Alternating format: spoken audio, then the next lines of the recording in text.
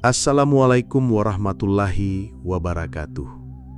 Selamat datang para pembaca yang budiman.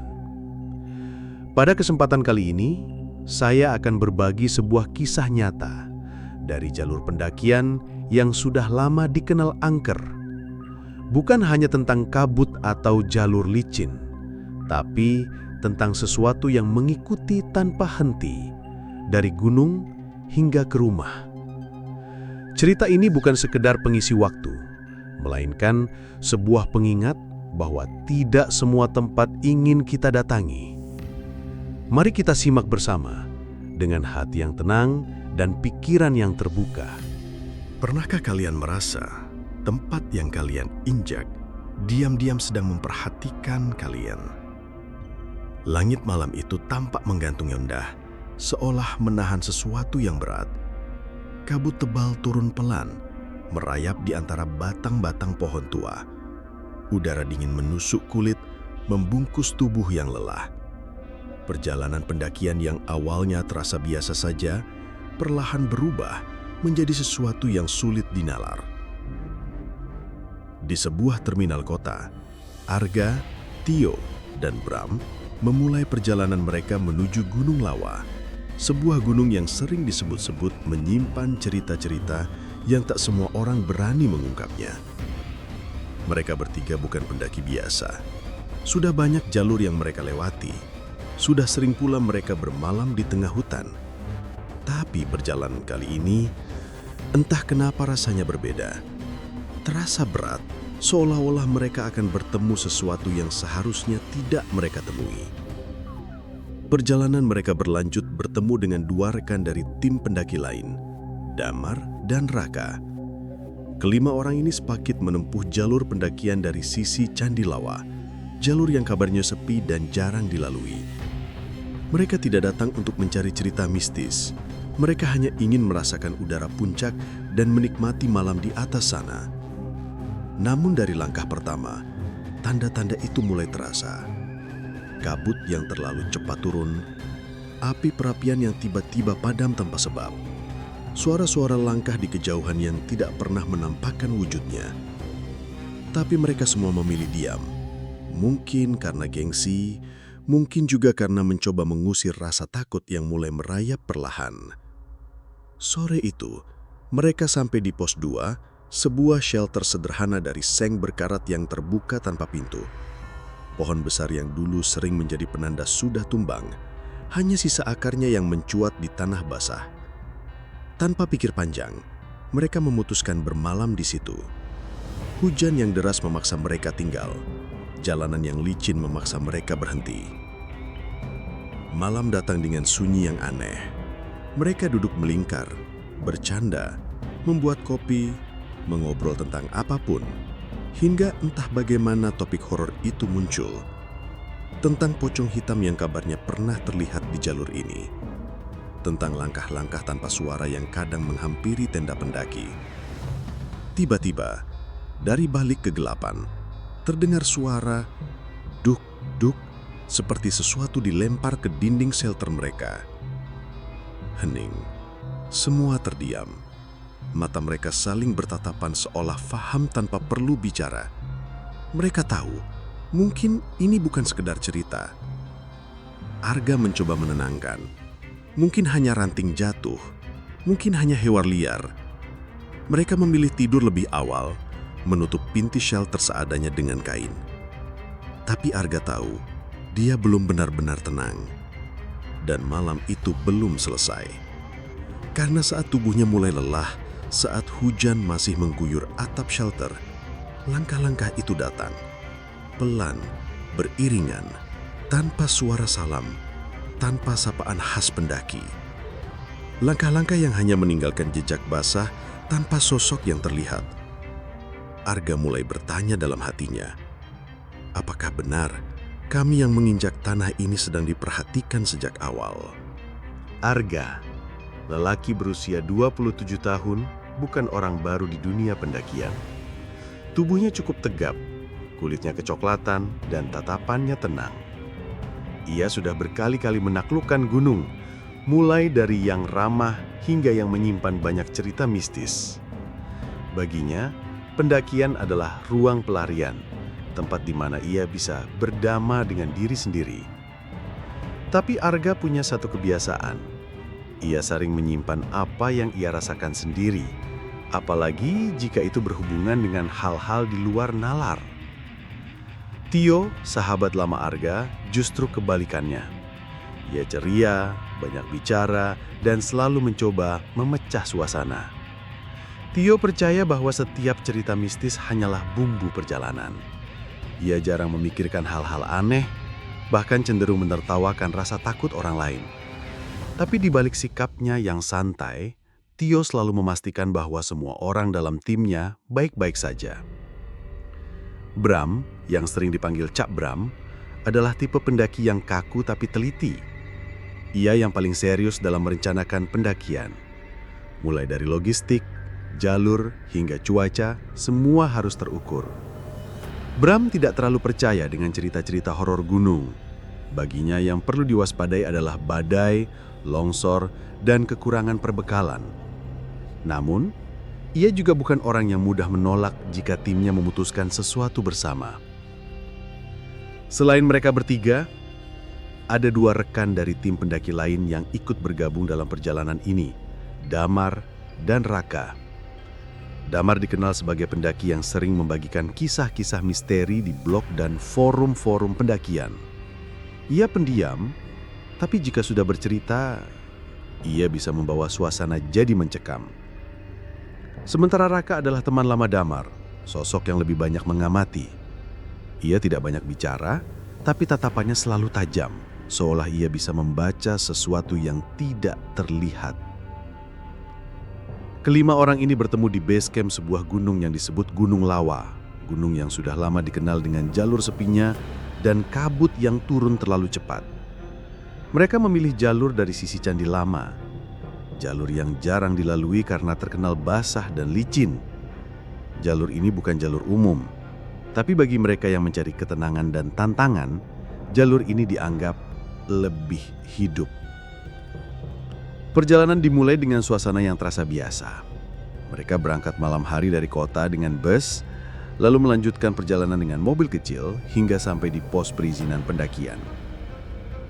Pagi itu, kabut sudah menyelimuti sekitar base camp. Udara dingin menampar kulit dan tak ada pendaki lain yang terlihat di sana. Hanya mereka berlima, ditemani api kecil yang masih menyala di dekat pos. Setelah beristirahat dan menunggu izin, mereka memutuskan untuk mulai pendakian. Suasana awal perjalanan terasa hangat. Mereka banyak bercanda, membahas jalur, membicarakan sejarah gunung, hingga saling bertukar cerita ringan. Jalur yang mereka lewati sempit, diapit pohon-pohon tua dengan akar yang mencuat di mana-mana. Di sepanjang jalan, mereka juga sering berhenti untuk minum atau sekedar mengambil napas. Tapi ada satu yang mereka rasakan bersama. Kabut yang terlalu cepat turun, bahkan ketika matahari masih cukup tinggi. Langit yang biasanya cerah di siang hari, tiba-tiba seperti menutup. Udara jadi lebih dingin, suara hutan terasa terlalu hening, dan entah kenapa mereka semua mulai berbicara lebih pelan. Mereka akhirnya sampai di pos 2, sebuah shelter sederhana dari seng yang sudah mulai berkarat. Bangunan itu terbuka, tanpa pintu, dengan celah di sana-sini yang memungkinkan angin dan kabut masuk dengan mudah. Dulu, di dekat shelter itu ada 2 pohon besar yang menjadi penanda. Tapi kini, pohon itu sudah tumbang, menyisakan akar besar yang menonjol di tanah basah. Di pos itulah mereka memutuskan bermalam. Bukan karena lelah, tapi hujan yang semakin deras memaksa mereka berhenti. Jalanan menjadi licin dan berbahaya untuk dilalui.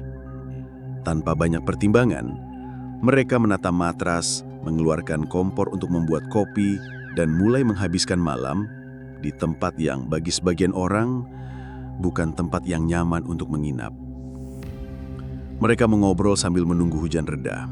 Kadang tertawa, kadang membahas hal-hal serius, kadang tanpa sadar mengarah ke cerita-cerita horor yang seharusnya tidak dibuka di tempat seperti itu. Namun, siapa tangka, obrolan mereka malam itu ternyata membuka sesuatu yang selama ini diam-diam memperhatikan mereka. Dan di sanalah semuanya bermula. Malam itu, hujan turun semakin deras. Langit seolah menumpahkan seluruh isinya tanpa jeda. Angin berhembus kencang, menembus celah-celah shelter dari seng yang menjadi tempat berlindung mereka. Arga, Tio, Bram, Damar, dan Raka duduk melingkar, ditemani satu kompor kecil yang sesekali mengeluarkan suara mendesis saat air dari atap menetes mengenainya. Awalnya semuanya terasa biasa. Mereka masih tertawa, menghangatkan diri dengan kopi, saling bertukar cerita.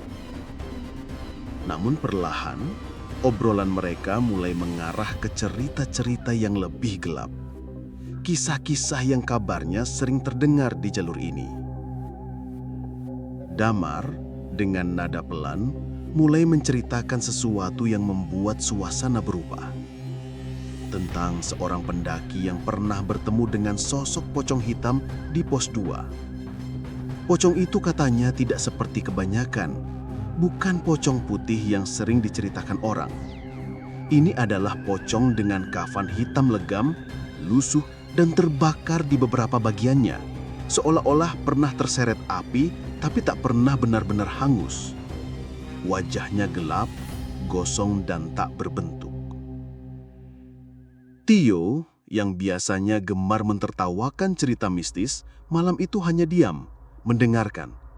Bram pun tak banyak bicara, matanya sesekali melirik keluar shelter yang perlahan semakin gelap. Raka tampak tenang, tapi jemarinya mengetuk-ngetuk botol minuman dengan irama tak teratur. Hanya Arga yang berusaha tetap santai, mencoba menganggap semua itu hanya cerita untuk mengisi waktu. Namun saat cerita Damar semakin dalam, tiba-tiba terdengar suara tuk, tuk, seperti batu kecil yang dilempar ke dinding seng shelter mereka. Suaranya keras, memecah kebisuan di antara deru hujan. Mereka semua terdiam, saling menatap, mencoba mencari penjelasan logis. Tapi tak ada yang mau bergerak, tak ada yang berani memastikan sumber suara itu. Mereka mencoba mengabaikan. Mungkin hanya ranting jatuh, mungkin hanya hewan kecil yang tersesat. Mereka memutuskan untuk beristirahat, menutup sebagian shelter dengan kain, meninggalkan celah di bagian bawah agar pendaki lain yang lewat bisa melihat ada orang di dalam. Itu kebiasaan umum di gunung. Jangan pernah menutup shelter sepenuhnya. Tapi malam itu tidak biasa. Saat semua mulai merebahkan diri, saat kantuk mulai merayap, Arga mendengar langkah-langkah. Bukan langkah teman-temannya. Langkah itu terdengar dari luar shelter. Semakin lama, semakin dekat. Suara langkah yang berat tapi pelan, seperti berjalan tanpa alas kaki di atas tanah basah. Arga membuka matanya perlahan, memastikan bahwa ia tidak salah dengar. Langkah itu tidak hanya satu. Ia mendengar 2, 3, bahkan 4 pasang langkah. Ia menahan napas, berharap pendaki lain sedang melintas. Tapi suara itu hanya berjalan, tanpa sapaan, tanpa salam, tanpa suara obrolan. Mereka, siapapun itu, hanya lewat, tanpa kata, tanpa suara selain langkah pelan mereka. Arga mencoba mengintip dari celah di bawah kain penutup shelter. Di luar samar-samar ia melihat kaki-kaki telanjang yang berlumpur, basah, melangkah perlahan. Mereka tidak berhenti, tidak melihat ke arah shelter. Mereka hanya berjalan, perlahan menghilang dalam kabut. Arga terdiam, membeku dalam posisi tidurnya. Ia mencoba meyakinkan diri bahwa mereka adalah manusia biasa, bahwa mungkin mereka sedang terburu-buru atau terlalu lelah untuk menyapa. Tapi hatinya tidak bisa dibohongi. Ada sesuatu yang ganjil, ada sesuatu yang mengganggu keseimbangan malam itu. Beberapa menit kemudian, ketika langkah-langkah itu benar-benar menghilang, Arga kembali memejamkan mata.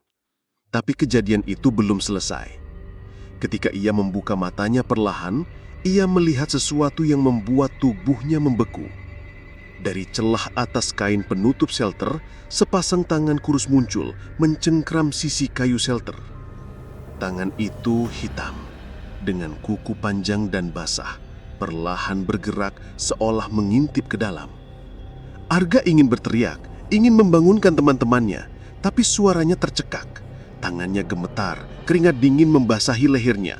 Ia hanya bisa menutup wajah dengan kantong tidur, memejamkan mata kuat-kuat, berharap apapun itu segera pergi. Tangan itu perlahan menghilang, tapi jejaknya tertinggal dalam pikiran Arga. Ia tahu, malam itu mereka tidak sendirian. Mereka telah mengganggu sesuatu. Mereka telah memasuki ruang yang seharusnya tidak mereka injak dengan sembarangan. Dan sejak itu, malam mereka tak lagi sama. Sejak kejadian malam itu, Arga tidak bisa benar-benar tenang. Ia mencoba memaksa tubuhnya tidur, tapi pikirannya tetap waspada. Ia tidak menceritakan apa yang ia lihat kepada yang lain. Mungkin ia takut dianggap berlebihan, atau mungkin ia sendiri belum yakin apakah yang ia lihat nyata atau sekedar permainan pikirannya yang kelelahan. Pagi pun datang, tapi kabut tebal masih menggantung rendah, seolah malam belum sepenuhnya pergi. Hujan yang semalam deras kini hanya menyisakan gerimis lembut, namun udara di sekitar mereka masih sangat dingin. Teman-temannya mulai bangun satu persatu. Mereka berkemas perlahan, bersiap melanjutkan perjalanan ke pos 3. Namun sebelum berangkat, Damar mengusulkan untuk berdoa bersama, sesuatu yang jarang ia lakukan dengan tim pendakian lain. Ia bilang, perasaan hatinya tidak enak sejak semalam. Ia tidak menyebutkan alasannya secara jelas, tapi ia yakin bahwa sesuatu sedang mengikuti mereka. Semua sepakat. Mereka berdoa dalam diam, masing-masing dengan keyakinannya sendiri. Perjalanan dilanjutkan. Jalur menuju pos 3 licin, sisa hujan membuat tanah becek dan akar-akar pohon basah menjadi jebakan terselubung. Beberapa kali Tio terpeleset. Bahkan Bram yang biasanya hati-hati sempat jatuh terduduk. Tapi rintangan fisik itu bukan yang paling mengganggu mereka. Selama perjalanan, Arga mulai menyadari sesuatu yang aneh. Beberapa kali ia merasa seperti mendengar langkah di belakang mereka. Tapi saat ia menoleh, tak ada siapa-siapa. Damar juga mulai gelisah. Ia beberapa kali berhenti, menatap ke arah semak-semak di pinggir jalur, seolah ada yang memperhatikan mereka dari balik dedaunan. Raka, yang biasanya tenang, kini berjalan lebih cepat, sesekali memegang bahu Damar, seolah ingin memastikan temannya itu tidak sendirian di belakang. Mereka tiba di sebuah jalur sempit, di mana pepohonan tinggi saling berimpitan, membentuk lorong alami. Di tempat itu, langkah mereka melambat. Suara alam yang biasanya terdengar, desir angin, kicau burung, gesekan dedaunan, semua menghilang. Yang tersisa hanyalah suara napas mereka sendiri dan derap langkah yang bergantian menapaki tanah basah. Tiba-tiba Tio menghentikan langkahnya. Ia menunjuk sesuatu yang aneh di jalur depan. Sebuah kain putih, lusuh, dan basah terbentang di semak-semak. Kain itu tidak mungkin tertiup angin begitu saja. Letaknya terlalu dalam dan terlalu tinggi untuk sekedar sampah yang terbawa cuaca. Bram mencoba mendekat, ingin memastikan, tapi sebelum ia sampai, kain itu jatuh sendiri, terhempas ke tanah. Tidak ada angin yang cukup kuat untuk menjatuhkannya. Semua terdiam, saling menatap tanpa berani melangkah maju. Dalam keheningan itu, terdengar suara pelan, serak, dan panjang, seperti gumaman yang tidak jelas dari arah hutan di sisi kiri jalur. Tio mulai panik. "Udah, kita balik aja, Kak. Nggak enak nih." Tapi Arga mencoba menenangkan. "Bentar lagi kok, kita buru sampai pos 3. Damar tiba-tiba bicara. Suaranya rendah. "Kita diikuti." Raka mengangguk pelan. Wajahnya pucat. "Dari semalam." Perkataan mereka seolah membenarkan apa yang Arga rasakan sejak awal. Langkah-langkah asing yang semalam lewat di depan shelter, tangan yang mengintip dari celah atas, gumaman tak jelas yang kini terdengar semakin dekat. Namun, rintangan berikutnya belum selesai. Saat mereka melanjutkan perjalanan dengan langkah terburu-buru, tiba-tiba Bram tergelincir cukup keras. Kakinya terkilir membuatnya kesakitan dan tidak bisa berjalan dengan normal. Mereka terpaksa berhenti menolong Bram yang kesulitan berdiri. Situasi menjadi semakin rumit.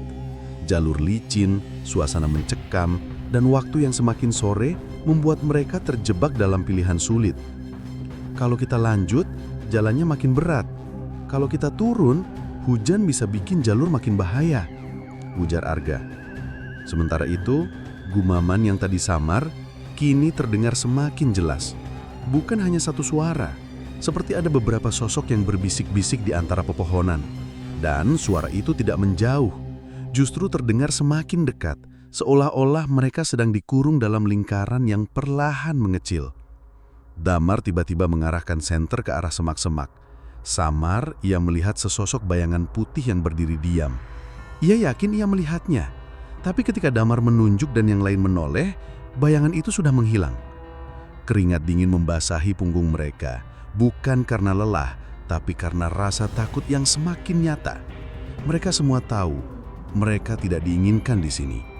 Malam yang sebelumnya mereka pikir sudah cukup menegangkan, ternyata baru permulaan.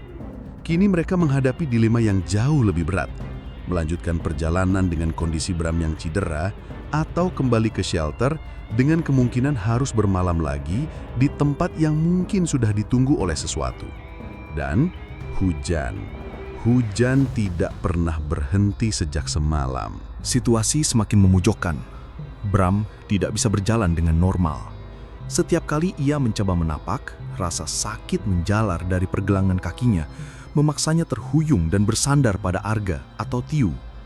Wajahnya pucat, keringat membasahi pelipisnya, meski udara di sekitar masih terasa dingin menusuk. Waktu terus berjalan, hari semakin sore, kabut semakin tebal, dan hujan yang sedari pagi hanya gerimis perlahan kembali menjadi deras. Jalur ke pos 3 sudah tidak mungkin mereka tempuh. Keputusan harus diambil cepat. Balik aja gah, suara Damar terdengar berat, nyaris seperti desakan. Arga menatap Bram yang kini terduduk lemas di atas batu basah. Ia tahu jalur turun juga bukan pilihan yang mudah, tapi malam semakin dekat dan firasat buruk semakin kuat menekan dadanya. Dengan berat hati, mereka akhirnya sepakat untuk kembali ke shelter kos 2. Setidaknya untuk berteduh dan memberi waktu pada Bram beristirahat sebelum mengambil keputusan lebih jauh. Namun dalam hati, mereka semua tahu, mereka kembali ke tempat yang tadi mereka coba tinggalkan. Langkah mereka terburu-buru, sesekali terhenti saat membantu Bram berjalan. Arga yang memapah Bram dari sisi kanan, Tio dari sisi kiri. Damar dan Raka sesekali menoleh ke belakang, memastikan tidak ada yang mengikuti mereka. Tapi suara itu, gumaman lirih yang semula samar, kini terdengar jelas mengiringi perjalanan mereka.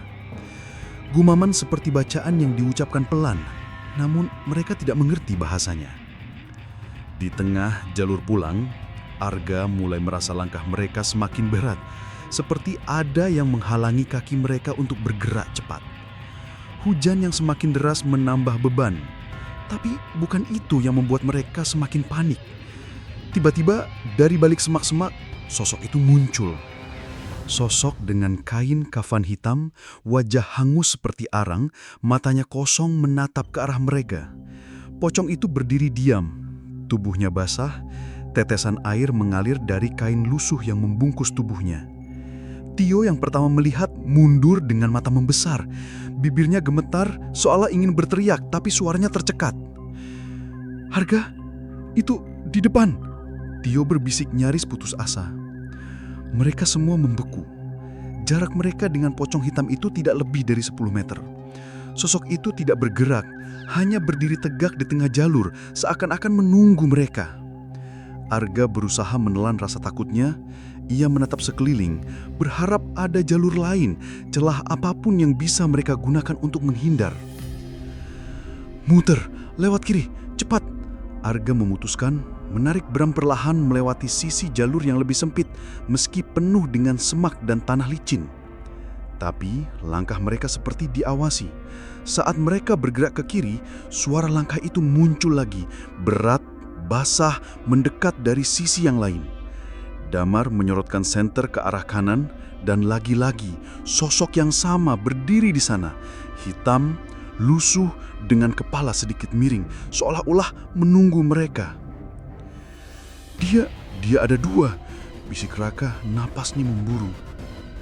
Tio mulai kehilangan kendali. Apa-apaan ini kah?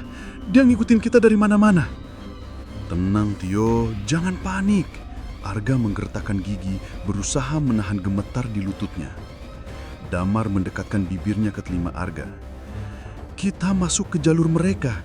Kita sudah buka cerita tentang mereka. Kita sudah ganggu. Arga menarik napas panjang. Ia tahu mereka tidak sedang menghadapi sesuatu yang bisa dilawan secara fisik. Ini bukan binatang buas, bukan cuaca ekstrim. Mereka menghadapi sesuatu yang tidak terlihat oleh mata biasa, tapi nyata menekan batin mereka.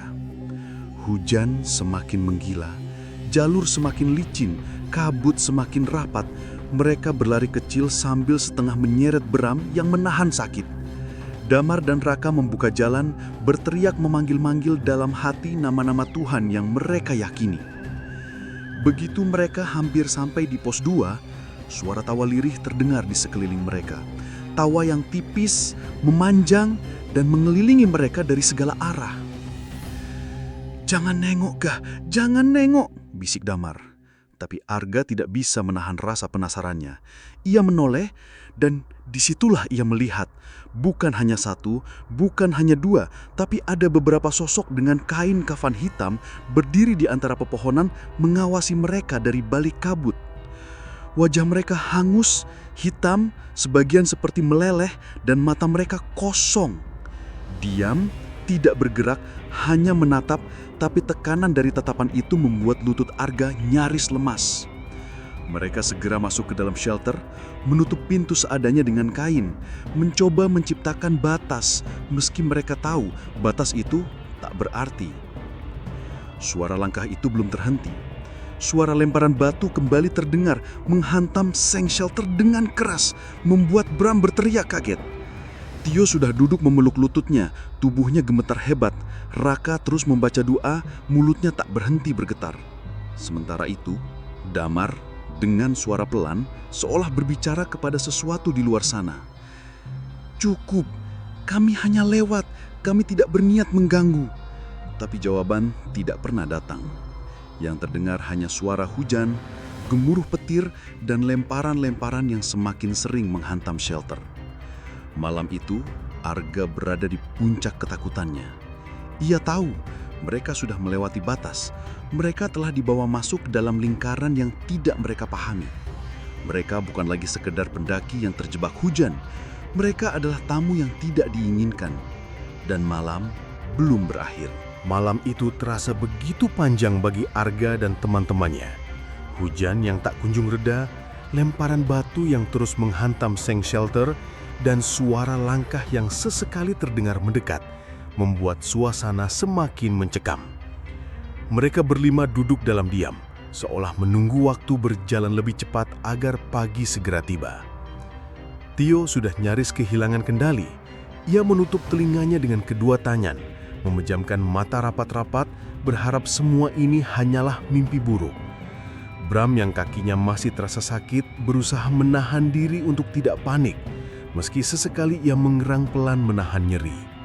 Raka terus menggumamkan doa hampir tanpa jeda, seakan-akan doa-doa itu adalah satu-satunya tembok pelindung yang tersisa. Damar tampak paling tenang di antara mereka. Ia duduk bersila di depan pintu shelter yang ditutup kain, matanya terpejam, bibirnya bergerak pelan, seperti sedang berbicara dengan sesuatu. Arga memperhatikan Damar dengan perasaan campur aduk, antara heran, takut, dan pasrah. Ia merasa Damar seolah paham bagaimana menghadapi kejadian ini. Lama mereka menunggu dalam sunyi, hingga akhirnya setelah entah berapa lama, lemparan-lemparan itu mulai berhenti. Suara langkah pun perlahan menghilang, digantikan oleh rintik hujan yang mulai mereda. Kabut tebal masih menggantung, tapi suasana mencekam itu perlahan mereda. Arga mencoba memberanikan diri. Ia menepuk bahu Tio dan Bram, meminta mereka untuk tetap kuat. Damar perlahan membuka matanya, lalu menoleh kepada Arga. Mereka sudah pergi, ucap Damar pelan, seolah baru saja menyelesaikan percakapan panjang yang tak terdengar oleh orang lain. Arga mengangguk, meski hatinya masih diliputi kecemasan. Ia belum sepenuhnya percaya mereka benar-benar sudah aman. Namun pagi mulai menampakkan diri. Cahaya matahari yang remang-remang menembus sela-sela shelter, memberi harapan bahwa malam panjang itu akhirnya berakhir. Ketika hujan berhenti sepenuhnya, mereka mulai membereskan barang-barang. Bram yang kakinya masih sakit, terpaksa digendong secara bergantian oleh Arga dan Tio. Raka membantu membawa peralatan, sementara Damar berjalan paling depan, seperti menjadi penuntun mereka keluar dari jalur yang penuh bayangan itu. Perjalanan turun terasa lambat dan berat, tapi suasana mulai terasa lebih ringan. Langkah mereka tetap waspada, namun ketegangan yang semalam mencekik perlahan mengendur. Tak ada lagi suara langkah aneh, tak ada lagi sosok yang mengintip, dan tak ada lagi lemparan batu yang menghantui. Namun, di sepanjang jalan, mereka masih menemukan jejak kaki yang aneh. Jejak yang tidak mengenakan alas, basah, dan berbaris rapat seakan-akan langkah-langkah itu memang mengelilingi shelter mereka semalam. Arga dan Damar hanya saling menatap, tidak perlu lagi mengucapkan apapun. Mereka sama-sama tahu, malam itu bukan sekedar kebetulan. Beberapa jam kemudian, mereka akhirnya tiba di base camp dengan selamat.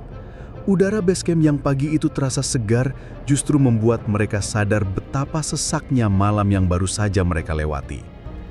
Mereka duduk beristirahat di pos registrasi, mencoba memulihkan tenaga dan menenangkan diri. Tio memecah keheningan dengan suara pelan. "Kalian semua lihat juga kan?" Arga mengangguk pelan, disusul dengan isyarat dari Raka dan Bram yang terdiam lama sebelum mengiyakan. Mereka semua memang melihat, mereka semua memang mengalami. Damar menatap jauh ke arah jalur pendakian yang mereka tinggalkan, lalu berkata dengan nada lirih, "Mungkin mereka bukan marah.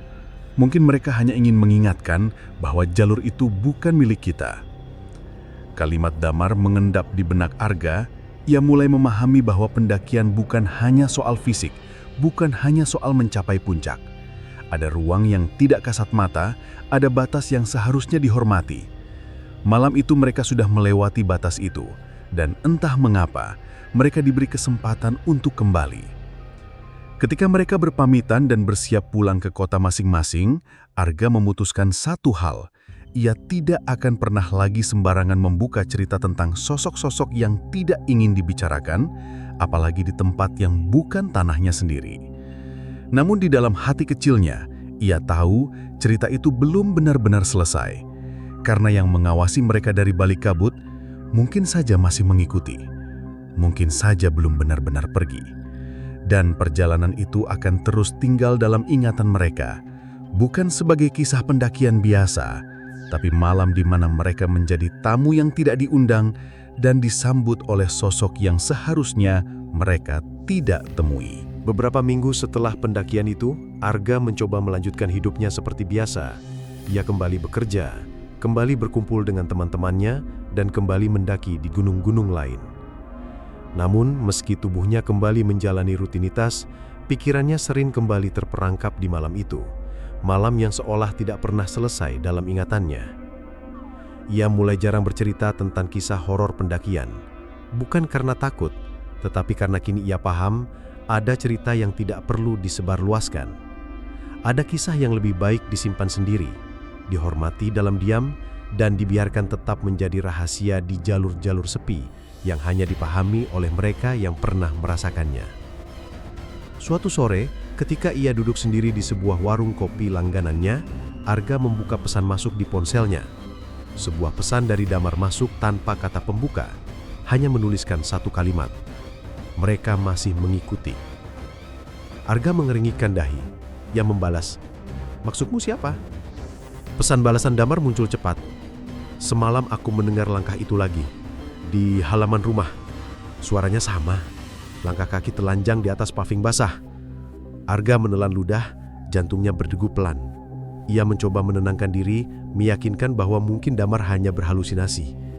Tapi kemudian notifikasi lain muncul. Kali ini dari Tio. "Gak, aneh banget.